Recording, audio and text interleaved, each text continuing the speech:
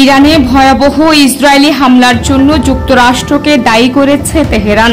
পাল্টা হামলা চালিয়েছে ইসরায়েলে। আর এই অবস্থায় ইরান যুক্তরাষ্ট্রে আক্রমণ চালালে তার পরিণতি কি হতে পারে সে ব্যাপারে কঠোর হুঁশিয়ারি দিয়েছেন ডোনাল্ড ট্রাম্প। হুমকি দিয়ে বলেছেন, মার্কিন সামরিক বাহিনী এমন প্রতিশোধ নেবে যা তারা আগে কখনো দেখেনি। ওয়াশিংটন ডিসিতে এক অভূতপূর্ব সামরিক কুচকাওয়াজে সভাপতিত্ব করার কয়েক ঘণ্টা পর ডোনাল্ড ট্রাম্প ইরানকে এই হুঁশিয়ারি দিয়েছেন।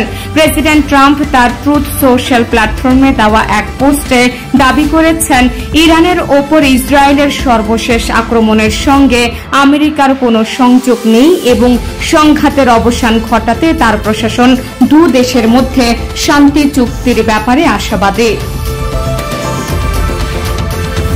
তবে তিনি যুক্তরাষ্ট্রে হামলা চালালে কি হতে পারে সে ব্যাপারে ইরানকে সতর্ক করে দিয়েছেন। ট্রাম্প বলেন, যদি ইরান আমাদের উপর কোনো আক্রমণ করে তা সে যে পরিসরই হোক না কেন এর পরিণতি হবে ভয়াবহ। মার্কিন সশস্ত্র বাহিনীর পূর্ণ শক্তি তাদের উপর এমন স্তরে নেমে আসবে যা তারা আগে কখনো দেখেনি। তবে আমরা এই রক্তক্ষয়ী সংঘাতের অবসান ঘটাতে চাই। ইরান এবং ইসরায়েলের মধ্যে একটি চুক্তি করতে চাই।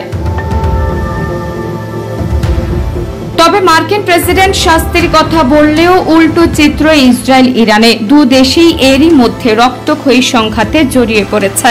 ইসরায়েল ইরানের পরমাণু স্থাপনায় আঘাত করা ও দেশটির বেশ কয়েকজন গুরুত্বপূর্ণ ব্যক্তিত্বকে হত্যা করার পর ইরানও পাল্টা ক্ষেপণাস্ত্র ও ড্রোন হামলা চালিয়েছে।